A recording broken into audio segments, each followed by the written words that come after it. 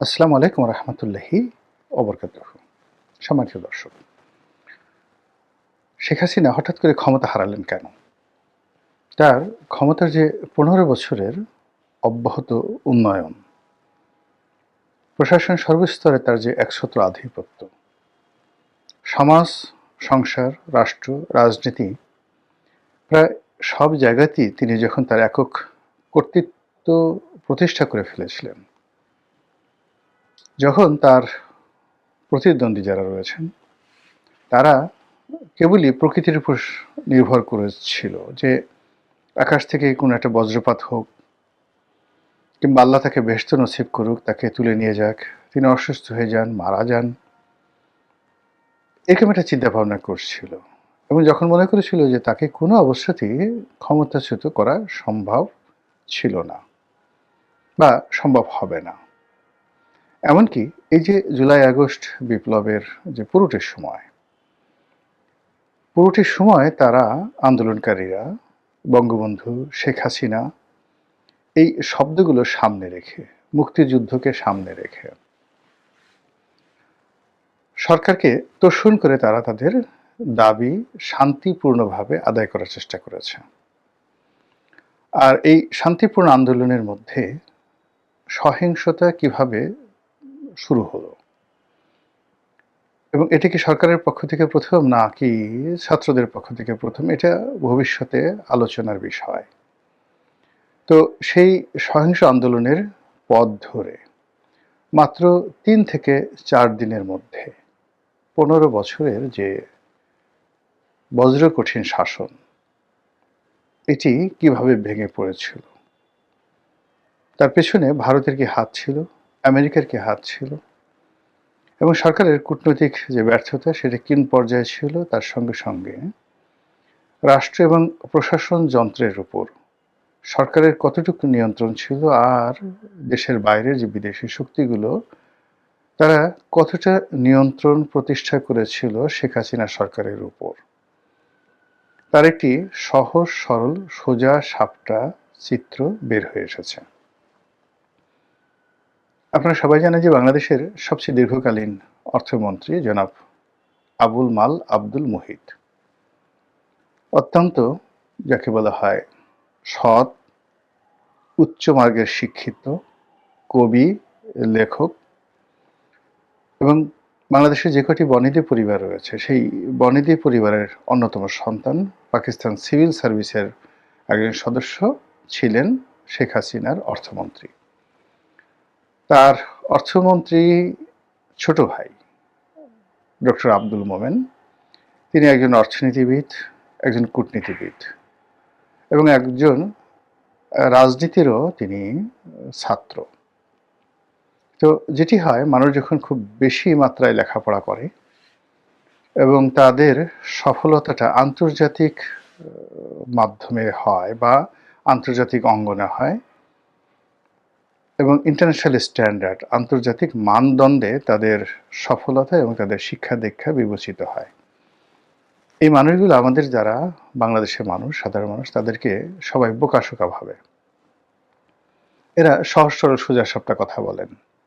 যেমন আপনি যদি ডক্টর কামাল হোসেনের সাথে কথা বলেন, ডক্টর রেহমান সোবহানের সঙ্গে কথা বলেন, তারপর যাকে বলা হয় আবুল মাল আব্দুল মুহিতের সঙ্গে যদি আপনার পরিচয় থাকতো, বা এই যে ডক্টর মোমেন, এরকম যারা লোকজন রয়েছেন যারা কোনো অবস্থাতেই তাদের মধ্যে বাঙালির যে কূটনীতি বা কূটনামি বা দৈন্যতা, নেতিবাচক যে বিষয়গুলো, এগুলো এই ধরনের মানুষের মধ্যে সাধারণত ঢুকেনি। একেবারে অনেক ক্ষেত্রে তারা শিশুর মতো সহজ সরলভাবে নিজের যত গোপন কথা ফটাফট করে বলে দেন।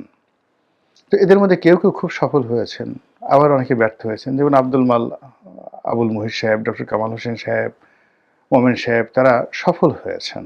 আবার কেউ কেউ কিন্তু বাংলাদেশে এসে তাদের চেয়েও মেধাবী কিন্তু সফল হতে পারেননি, যেমন রেজা কিবরিয়া। যদি রেজা কিবরিয়ার এডুকেশনাল ব্যাকগ্রাউন্ড দেখেন, তার কর্মজীবনের যে বিরাট অংশটি তিনি IMF এ কাটিয়েছেন, দেশের বাইরে মানুষ হয়েছেন, তার যে মা সেই আসমা কিবরিয়া, তার বাবা এম এস কিবরিয়া। তো তাদের যে লিগেছি সে অনুযায়ী জনাব যাকে বলা হয় রেজা কিবরিয়া বাংলাদেশের রাজনীতিতে যে ভালো করার কথা, তার তো আসলে প্রধানমন্ত্রী হওয়ার কথা, তার অর্থমন্ত্রী হওয়ার কথা। কিন্তু এই বাংলাদেশে দেখা গেল তাকে কখনো নুরুল হক নুরুর অধীনে কাজ করতে হয়েছে, কখনো রাশেদের অধীন কাজ করতে হয়েছে, কখনো তাকে আম তারেকের অধীন কাজ করতে হয়েছে। আর আম তারেকের জায়গায় এখন বিএনপির তারেক রহমান সাহেবের অধীনে তিনি এখন কাজ করার চেষ্টা করছেন, এবং এই কাজ করতে গিয়েও ইতিমধ্যে তিনি শোকজ খেয়ে ফেলেছেন কথাবার্তার লাগামহীনতার জন্য। তো আমাদের সমাজ এই মানুষগুলোকে আসলে ধারণ করতে পারে না। না পারার কারণে যখন ডক্টর মোমেন পররাষ্ট্রমন্ত্রী ছিলেন তখন তাকে নিয়ে নানা রকম ব্যঙ্গ হতো, কৌতুক হতো, তার বক্তব্য নিয়ে ঠাট্টা হতো, মস্কার হতো, কিন্তু তার কথাগুলো ছিল একেবারে নিপাট, নির্জলা, সাদামাটা সত্য কথা, কিন্তু আমরা হজম করতে পারিনি। যেমন ভারতের সঙ্গে তার কি আলাপ হলো, তো সেই আলাপগুলো তিনি অকপটে বলে ফেললেন, কিন্তু জি এম কাদের বললেন না, বা জামাতের আমির বললেন না, এবং এখানেই হলো পলিটিক্স। তো এই ভদ্রলোক তিনি এমপি ছিলেন, মন্ত্রী ছিলেন, কিন্তু সিলেট শহরে বা ঢাকা শহরের পররাষ্ট্র মন্ত্রণালয়ে আসলে কেউ কখনো বলতে পারবেন না যে তিনি বা তার ভাই যে আবুল মাল আব্দুল মুহিত তারা কোনো ইন্টেলেকচুয়াল দুর্নীতি, মানে দুষ্টবুদ্ধি বা বাজে যাকে বলা চিন্তা, অন্যের ক্ষতি, এটা কিন্তু শারীরিক যে দুর্নীতি এর চেয়ে অনেক বেশি মারাত্মক। তো এই কাজ তারা দুই ভাই করেছেন, কেউ বলতে পারবেন না। তারা বেফার, যেমন ডক্টর আবুল মাল আব্দুল মুহিত রাগ হয়ে বলে ফেলতেন বোগাস বোগাস, আর কি কি যেন কথাবার্তা বলতেন, কিন্তু অসাধারণ তার যে জ্ঞান, গরিমা, প্রজ্ঞা, এটা কল্পনাই করা যায় না। কাছে থেকে দেখেছি, যার জন্য শ্রদ্ধা না করে কোনো উপায় নেই। ডক্টর মোমেন, ওনার সঙ্গে আমার অত ঘনিষ্ঠ সম্পর্ক হওয়ার সুযোগ হয়নি, কিন্তু ওনাকেও কাছে থেকে দেখেছি।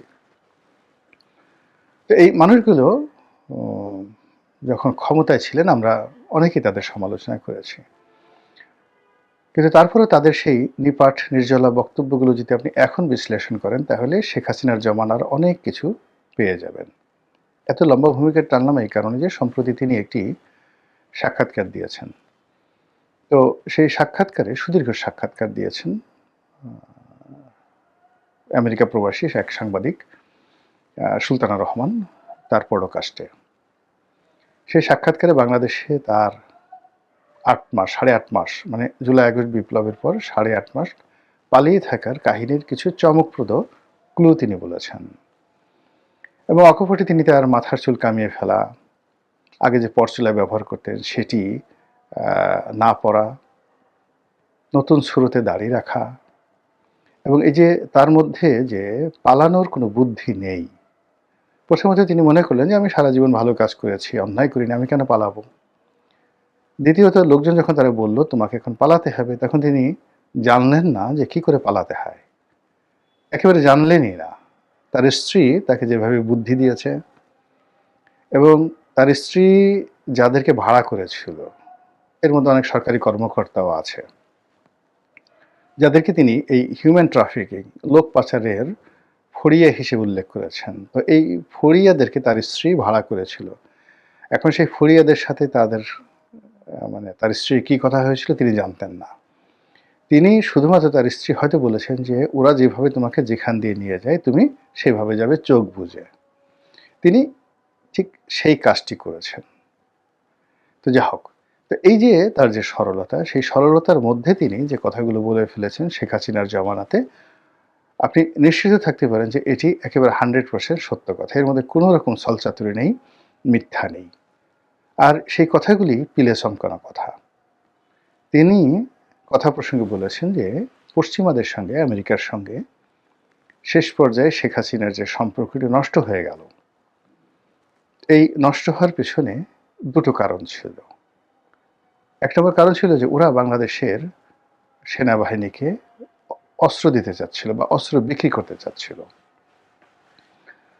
তো আসলে শেখ হাসিনার জমানাতে যে শেষের দিকে বিশেষ করে করোনার সময়টিতে মারাত্মক ফাইন্যান্সিয়াল একটা ক্রাইসিস শুরু হয়।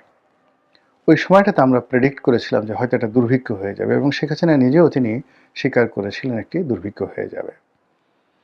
তো সেই দুর্ভিক্ষ থেকে দেশকে বাঁচানোর জন্য তিনি যে কি পরিমাণ চেষ্টা করেছেন, তারপরে কি পরিমাণ খাদ্যশস্য আমদানি করেছেন আনকন্ডিশনালি, সেটি ডক্টর মোমেনের কথায় প্রকাশ হয়ে গেছে।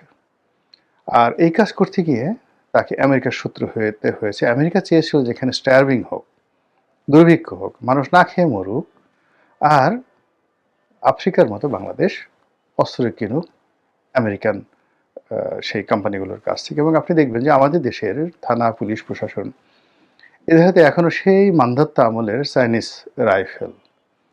হয় আজ আপনি আফ্রিকা থেকে দেখবেন যে ইভেন যারা জলদস্যু তাদের হাতেও বেস্ট কোয়ালিটির আমেরিকার যে বড় বড় কোম্পানি কোল্ট, তারপর ইটালির যে বড় বড় কোম্পানি সেই পেট্রোবারেটা, কিংবা রাশিয়ার AK-47 এই ব্র্যান্ডের, বা জার্মানির পিকে ওয়ালথার, এরকম বড় বড় ব্র্যান্ডের অস্ত্রগুলো সেই আমাজনের জঙ্গলের ডাকাত, আফ্রিকার জঙ্গলের ডাকাত, সোমালিয়ার জলদস্যু এদের হাতে শোভা পায়, কিন্তু বাংলাদেশের সেনাবাহিনীর হাতেও ঠিক এইরকম অস্ত্র নেই। এর কারণটা হলো শেখ হাসিনা মনে করেছেন যে এই মুহূর্তে অস্ত্রের চাইতে আমাদের খাদ্যশস্য বেশি দরকার। আপনারা বিচার করবেন যে এটা তিনি কতটা অন্যায় করেছেন, কতটা জুলুম করেছেন, বা কতটা ভুল করেছেন। এই একটা বিষয় ওনার এই বক্তব্যে ফুটে উঠেছে যে শেখ হাসিনা তার পুরো জমানার হাতে অস্ত্র কিনতে চাননি। পরিবর্তে তিনি বাংলাদেশে খাদ্যশস্যের মজুদ, আমরা মাঝে মাঝে দেখেছি যে 8 লক্ষ টন খাদ্যশস্য নেমে এসছে রাতারাতি। সারা পৃথিবীতে ক্রাইসিস ওই মুহূর্তে। ভারত বন্ধ করে দিয়েছে খাদ্যশস্য, তারা এক্সপোর্ট করবে না, তাদের দেশের সমস্যা। পাকিস্তান বন্ধ করে দিয়েছে, শ্রীলঙ্কা বন্ধ করে দিয়েছে। সে কোথার থেকে যে সে এই চাল ডাল এনেছে, এই খাদ্য মন্ত্রণালয়ের ফাইলপত্র খুঁজলে বোঝা যাবে। এর কারণ হলো আমরা পৃথিবীতে সবচেয়ে বড় যে রাইস কনজিউমিং কান্ট্রি। আমাদের দেশের যে চাল লাগে পৃথিবীর অন্য কোনো দেশে এত চাল লাগে না, এমনকি চায়নাতেও লাগে না। চায়না আমাদের দেশে কত লোকজন, ভারতে কত লোকজন, ভারতের লোকজন এই এক মুঠ ভাত খাবে, একটু কলা খাবে, কচু খাবে, সব মিলিয়ে ঢেলে। কিন্তু আমাদের হলো খাবারের 90% আমাদের ভাত লাগে। তো এই বিশাল যে সাপ্লাই, তার সঙ্গে সঙ্গে আমাদের যে কৃষিতে এই উৎপন্ন, মানে কৃষিক্ষেত্রে ধানের এবং গমের যে উৎপাদন, এটা যে আওয়ামী লীগ জমানাতে কি হয়েছিল, এটা ডক্টর মোমেনের এই বক্তব্যে ফুটে উঠেছে। গেল এক। 2 নম্বরে যেটি আছে সেটি হলো সেন্ট মার্টিন। তো সেন্ট মার্টিন নিয়েও শেখ হাসিনার উপর একটা চাপ প্রয়োগ করা হয়েছিল, এবং এটা ডক্টর মোমেন যত খোলামেলা করে বলতে পেরেছে, ইভেন শেখ হাসিনা বলতে পারেননি। শেখ হাসিনা যেটা বলেছিলেন যে আমার কাছে চাচ্ছে এটা, এবং বলা হচ্ছে যে যদি এটা দেওয়া হয় তাহলে শেখ হাসিনাকে একটা ব্ল্যাঙ্ক চেক দেওয়া হবে, তিনি অনন্তকাল ক্ষমতায় থাকতে পারবেন। এবং তিনি বলেছিলেন যে আমি বঙ্গবন্ধুর কন্যা, দেশ বিক্রি করে আমি ক্ষমতায় থাকতে চাই না। তো এখন এই যে তার সেই বক্তব্যটি ওই মুহূর্তে আমরা বিশ্বাস করিনি, কিন্তু এখনকার প্রেক্ষাপটে আমাদের সন্দেহ, আমাদের অবিশ্বাস এবং আমাদের ক্রোধ এবং আমাদের প্রিয় মাতৃভূমির একটি অংশের জন্য, সেন্ট মার্টিনের জন্য আমাদের যে দরদ, এটি এখন বাঙালির 18 কোটি বাঙালির হৃদয়ের স্পন্দনে পরিণত হয়েছে। আর এই স্পন্দনটিকে, 18 কোটি বাঙালির যে স্পন্দনটিকে শেখ হাসিনা তার হৃদয়ে এবং মন এবং মস্তিষ্কে কিভাবে ধারণ করতেন, নিজের জীবনের বিনিময়ে, তার ক্ষমতার বিনিময়ে, ইলেকশনের বিনিময়ে, মানে এনিথিং, সব কিছুর বিনিময়ে তিনি এই সেন্ট মার্টিনকে ধারণ করতেন। এটা ডক্টর মোমেনের এই বক্তব্যে ফুটে উঠেছে। তার সঙ্গে সঙ্গে আমেরিকা এবং ইউরোপ, তারা তাদের সাম্রাজ্যবাদী নীতি প্রয়োগ করার জন্য কতটা নির্মম হতে পারেন, নিষ্ঠুর হতে পারেন, তার বাস্তব প্রমাণ আমরা দেখলাম এই ভেনেজুয়েলার ঘটনাতে। এখন এই ভিডিও যখন করছি তার বাস্তব প্রমাণ আমরা দেখতে পাচ্ছি ইরানের সেই দুর্বিষহ ঘটনার মধ্যে। এর আগে সিরিয়া, তার আগে পাকিস্তান এবং আফগানিস্তান, সহ পৃথিবীর বহু দেশকে তারা কোথাও মরুভূমি বানিয়ে ফেলেছে, কোথাও জ্বলন্ত অগ্নিকুণ্ড বানিয়ে ফেলেছে, কোথাও বিরান ভূমিতে পরিণত করে দিয়েছে, এবং কখনো কখনো সভ্যতার চাকাকে 50 বছর পেছনে ফিরিয়ে দিয়েছে। এইরকম একটি সাম্রাজ্যবাদী শক্তির সম্মুখে দাঁড়িয়ে এই বাংলাতে কেউ একজন ছিলেন যিনি বাঙালিদের পাসপোর্ট তার জমানাতে সম্মান পেয়েছিল, বাংলাদেশের টাকা মর্যাদা পেয়েছিল, বাংলাদেশকে একটি এমার্জিং টাইগার হিসেবে বিশ্ব গণ্য করত, এবং বাংলাদেশকে ভিসা মুক্ত মানে অন অ্যারাইভাল ভিসা দেওয়ার জন্য অনেকগুলো দেশ নিজে স্বেচ্ছায় এগিয়ে এসেছিল, আর আরো অনেকগুলো দেশ অন অ্যারাইভাল ভিসা দেওয়ার জন্য তারা মনে প্রাণে রাজি ছিল। যখন এই মুহূর্তে বাংলাদেশের পাসপোর্টের সবচেয়ে দুরবস্থা চলছে, আমেরিকা সেখানে তাদের ইমিগ্রেন্ট ভিসা যাদেরকে বন্ধ করে দিয়েছে, যে সকল দেশকে তারা ভিসা দেবে না, এরকম 75টি দেশের মধ্যে বাংলাদেশ আছে।